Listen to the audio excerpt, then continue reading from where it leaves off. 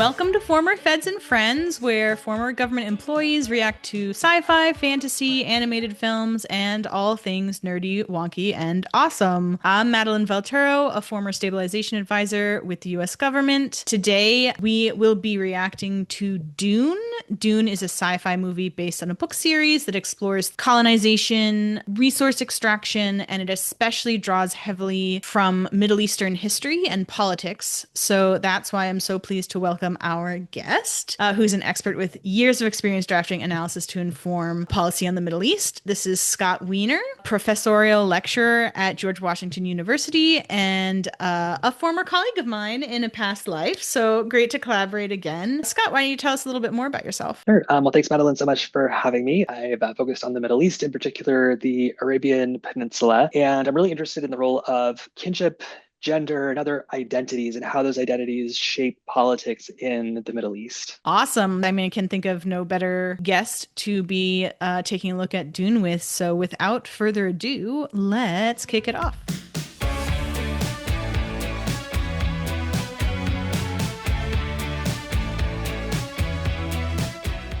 My planet Arrakis is so beautiful when the sun is low. You can see spice in the air. At nightfall, the spice harvesters land. They ravage our lands in front of our eyes. Their cruelty to my people is all I've known. These outsiders, the Harkonnens, came long before I was born. By controlling spice production, they became obscenely rich. Richer than the Emperor himself.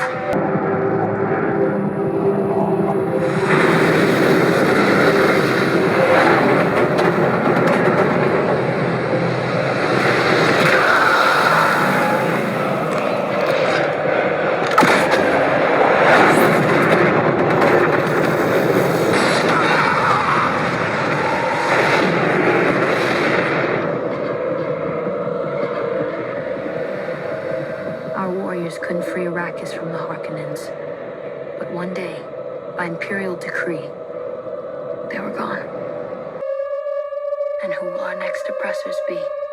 What we're seeing is essentially a failed insurgency, which is a reaction to this outside, essentially colonial power coming and taking the natural resources of, in this case, the planet Arrakis. So what we're seeing is the use of pretty common guerrilla tactics. And the idea here is you have an adversary who's much stronger than you, so you can't overpower them. So it's basically about sort of whittling away the will of the occupying power to stay there. And so you see the way that the Fremen, this sort of indigenous population, use their knowledge of the terrain in order to hide. And so we see this in many, many insurgencies, but because they have home field advantage, they're then able to use that. They can hide in the sand and take advantage of their knowledge of the conditions on the ground. And you can also see that the insurgency goes on for a really long time. And Zendaya is saying, this has happened even since before I was born. So there's a really long time frame that these insurgencies can sometimes take. The colonial power and the colonized often have different time scales, or the people are willing to wait a long time in order to get the outcome that they're looking for. The largest and most dangerous organism on Arrakis is the sandworm, capable of reaching 400 meters in length. To avoid making rhythmic noises which attract the sandworms, the Fremen cross desert spaces using the sandwalk, a dance-like motion with irregular rhythm which emulates the natural sounds of the desert. What scant plant life exists on Arrakis is thanks to the Fremen, who have cultivated deep-rooted terranic plants. So we learn a little bit about the nature of Arrakis as a planet. So we learn about the sandworms for the first time here, and these are on Arrakis called Khaldun, which in Arabic means a strange thing, Khaldun. There is the sense that nature is more powerful, very, very powerful compared to people. And so that shapes a lot of the relationship that the Fremen have with their environment. And they have sort of this sacred ascription to the sandworms. The knives that the Fremen carry are made actually of the teeth of the sandworms. Oh. And the Fremen are actually able to sort of harness the power of sandworms in certain ways and have a deep respect for sandworms that allows them to be able to do that. Yeah, it's interesting. I feel like there's a common theme in literature and in history. The concept that the indigenous community is more in tune with nature. A colonizer is usually somebody who has left the land they are from and is now entering into land that they are not from. And an indigenous community is usually a community that is staying on the land that their ancestors have been from. But it has always confused me. Typically, you have home field advantage. So why is it that, the colonizers tend to be a dominating force? Shouldn't they be at a huge disadvantage? So this actually raises a really important question, both in terms of Middle East political orders and also Dune. So there's this idea that the colonial power sort of always wins. And to some extent, we're looking at a world in Dune where the colonial power is clearly dominating for now. The meta narrative of Dune is one that actually reflects a cyclical nature of power, where you have the rise, the decline, and then the fall or collapse of a political order. What's so interesting about this is that Middle Eastern, essentially political scientists, but people who philosophized about the nature of politics have been writing about this for millennia. One of the more famous of these writers was Ibn Khaldun, who wrote this 7-book compendium called Kitab al-Ibar. And he talks about the nature of power as essentially being cyclical. We know that Frank Herbert was influenced by Ibn Khaldun, both because the plot of Dune generally tends to reflect that cyclical conception of power, but also because the Fremen holy book in the series is called Kitab al-Ibar, which is the name of the book by Ibn Khaldun and the compendium by Ibn Khaldun. Stilgar, the leader of that siege, has come with me to meet you, sire. This siege, how was it hidden? It's underground. Arrakis is filled with caverns. How big was the place? I'd say 10,000 people. And there are hundreds of sieges. Millions of Fremen. You were right. The Harkonnen estimate was 50,000 on the whole planet. The Fremen watched me search for them for days. I never saw them. Finally, they sent a warrior out to kill me. And I gotta tell you, I've never come so close to dying. There's no finer fighter in the Imperium. They fight like demons. Desert power.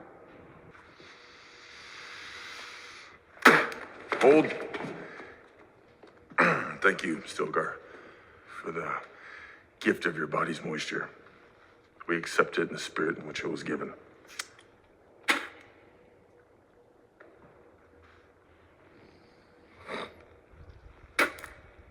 I'm glad you've come. I believe your people and mine have much to offer one another. You are outworlders. You come here for the spice, you take it, giving nothing in return. That's true. I know you've suffered at the hands of the Harkonnen. Name what you want. If it's in my power to grant, I'll give it and ask for nothing. I ask for this. Do not seek our sieges. Do not trespass in our lands. The desert was ours long before you came. So come and take your spice. But when you have it, go back to this side of the shield wall and leave the desert to the Fremen. The Emperor has given me Arrakis as my fief to rule and protect. I cannot promise not to travel into the desert if duty compels me. But your sieges will be yours forever. And you will never be hunted while I govern here.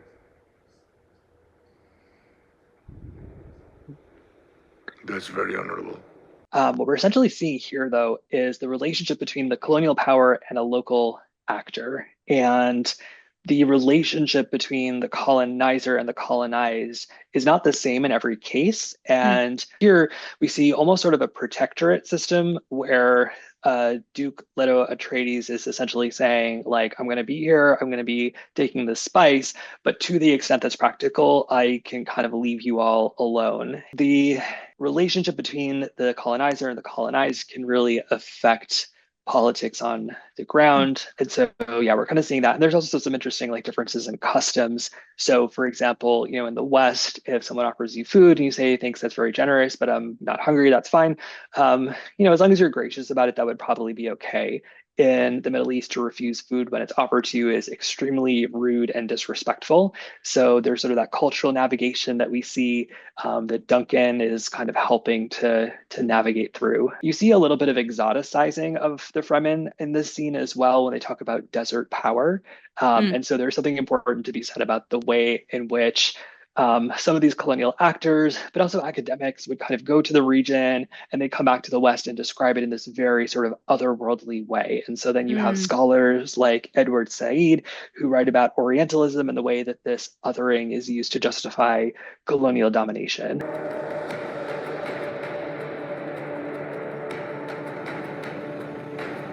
I'm hot just watching this.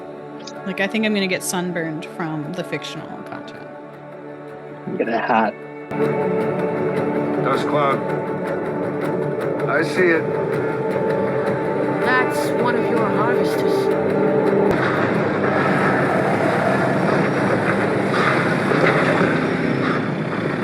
You can see the spice scattered over the surface. Rich spice bed. By the color. Is that a worm? Big one.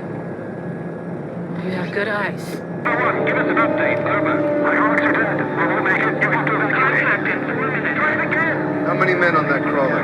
Crew of 21. Our ships can take 6 each. Still 3 short. We'll find a way. What we see in this clip is essentially an explanation of the resource on Arrakis and the way that the colonial power obtains the resource. So we have this resource called spice that is very valuable. And so the idea is whoever controls spice controls the universe. The spice is integral to travel. Is that right? That they need it to space travel or something? Right. Yeah. It plays a really quintessential role in just the operation of the entire universe. Spice in this way is really comparable to oil in that, yeah, you use it for travel, very influential, very important. But also that the resource itself doesn't actually take a lot of people in order to obtain. So we see like this crawler, and so there's this like technical staff that's operating it, but it's very different when we think about oil on the one hand, which also doesn't require a lot of people. So there's like engineers and there's people to make sure that like the pipes are connected and flowing correctly. But compare that then to the colonial experience in places like Northern Rhodesia,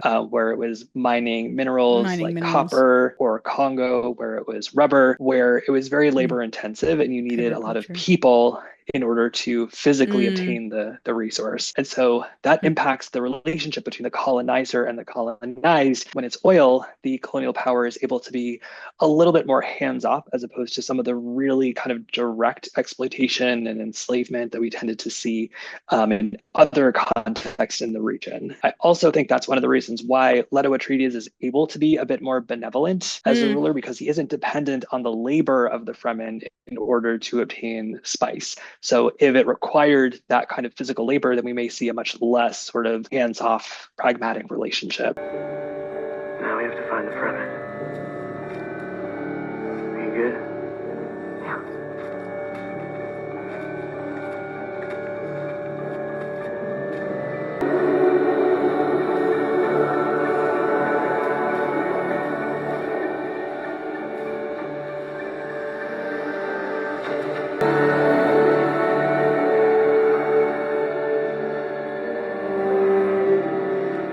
You don't have to be like super into the Dune world to understand that Fremen is sort of this conjunction of the word free men. What you may not necessarily know is that Fremen is the translation of the word Amazigh, which refers to the pastoral and nomadic rural populations that live in North Africa. Frank Herbert was inspired by a combination of some of these groups and then the Bedouin, who are nomadic pastoralists who live kind of in the Levant region as well as in the Arabian Peninsula. The Bedouin that's kind of the group that I'm more familiar with. They are sort of nomadic, or historically have been nomadic, and tend to live out in the periphery or sometimes in more rural areas, and are really good at surviving in incredibly harsh climates. And so we see that reflected with the Fremen and learning the ways of the desert. So there's this harmony that the Fremen have as a people with nature, but that's not to say that everything is like super easy and that they're kind of like, like hippie granola eating, crunchy people. Like they're really,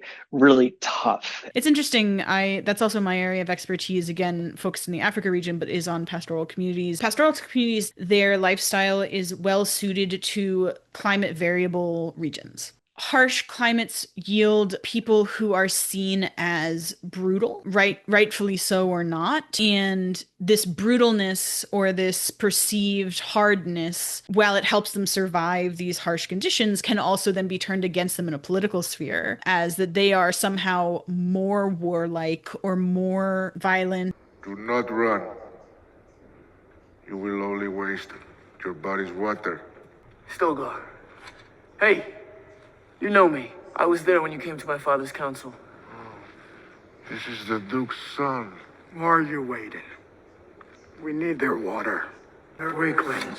Jammies, there was a brave crossing they made in the path of Shai Hulud. He does not speak or act like a weakling, nor did his father.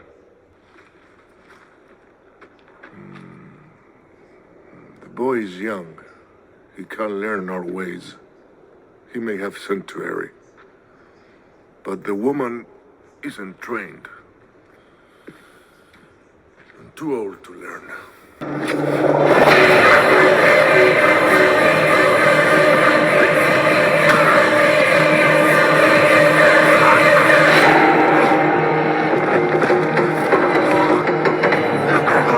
Back, you dogs.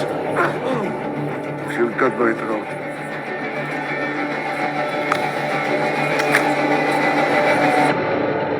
Didn't you say you were a weirding woman and a fighter? Our conversation ran short. Peace, woman. Peace. I judged too hastily. Varadeli hiyak. Karevi unak. I will not have them. I invoke the Untold. You may not challenge a Sayadina. Then who will fight in her name? Jammies, don't do this. Dasaho.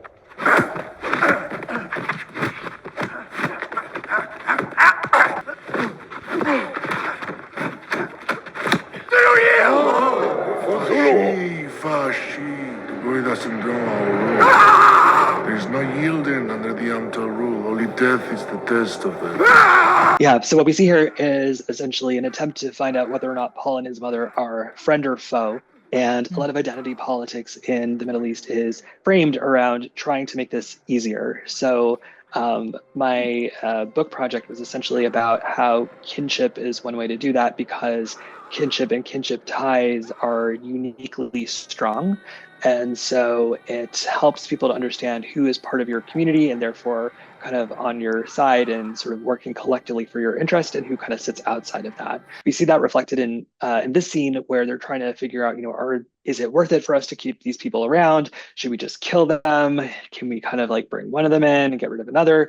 And you see the role of honor and just like respect for what they're bringing to the table. It's very pragmatic, but they also kind of understand that in a resource poor environment, sometimes these are decisions that have to be made. And so there's these social codes that kind of describe that. Yeah, when you bring up the idea of friend or foe, that's one of many different ways to phrase an us or them binary, right? And for me, it always boils down to trust relationships. You either can trust a person to act in a way that will benefit you or at least won't harm you, or you can't trust that person to do so. And we all have individuals, all small groups, all large groups have systems through which we make it more efficient to determine whether or not we can trust somebody else. We have these shortcuts, shortcuts for who we're going to trust. What also makes the friend or foe question so pressing in Dune is that it's a time of political transition and a time of a lot of political chaos. And so it's the Fremen trying to understand, are these people going to be on our side or not? Who is friend or who is foe when the political system itself is in flux and changing? And I think that one of the reasons that Dune resonates with audiences today is that it depicts a time of political instability and and transition. Overall, we're really thinking about what are the long-term effects of globalization? What is my identity when I'm connected to everyone around the world all the time, when I can read newspapers from 6 different countries before even getting out of bed, where, I'm not like going to a foreign country and stumbling on this cute little restaurant. The restaurant has, a site on Yelp, and all of my friends have been there, and there's articles written about it. And so nothing is really like anonymous or unique anymore. And then we see the pushback to that in terms of identity politics. We see it around sort of a rejection of technology, of this desire for authenticity. Dune really kind of reflects that world of these massive political transitions and how people are navigating their identities and what kind of hope people are clinging to. Because you see, one of the reasons that Stilgar wants to give Paul a chance is because there's this prophecy that this person will come from another world. This son Al-Gaib will lead the Fremen to victory. And so he's kind of partially motivated by a hope that Paul might be that person. And so, as we talked about with Ibn Khaldun, the meta-narrative of Dune is about the cyclical nature of power and this idea that these political entities rise and then they decline and then they fall and collapse. We've just come off of the Jewish high holidays, including the Jewish New Year, Rosh Hashanah. And one of the traditions on Rosh Hashanah is to make challah bread, but instead of making it kind of the normal braided shape, to make it in kind of a rising spiral. And so there's a lot of commentary on why that's the case. Some people say it sort of represents the crown, like the crown of God. But another is that it's cyclical, but it improves every time around. I think what gives me hope is understanding that there are elements of history and elements of power that are cyclical, but also we do improve, or we have the capacity to improve over time. The phrase that I love is history doesn't repeat itself, but it rhymes. So it's important to be cognizant of the lessons of history, but that doesn't mean that we're doomed to repeat the same cycle over and over again. So I would take maybe a modified approach to Ibn Khaldun to say, we can see rise and falls and a rise again of different empires and different polities, but that doesn't necessarily mean that there isn't room for gradual improvement over time. So I'm hopeful that even though we have some elements that are cyclical, that change and that positive development that serves the people who live under these political orders can take place. That's it for this week on Former Feds and Friends. If you have questions about what Scott and I discussed, please leave them in the comments below. If you want us to react to more sci-fi movies, make sure to give this video a big thumbs up so that we know that you liked it, and leave suggestions for more films or shows that we can react to in the comments below. And as always, everything we produce is available for free, so we don't have any content behind a paywall, but if you are in a place to support the channel, we very much welcome contributions, and you can do so via our Ko-Fi page, which is linked in the description below. So, peace out.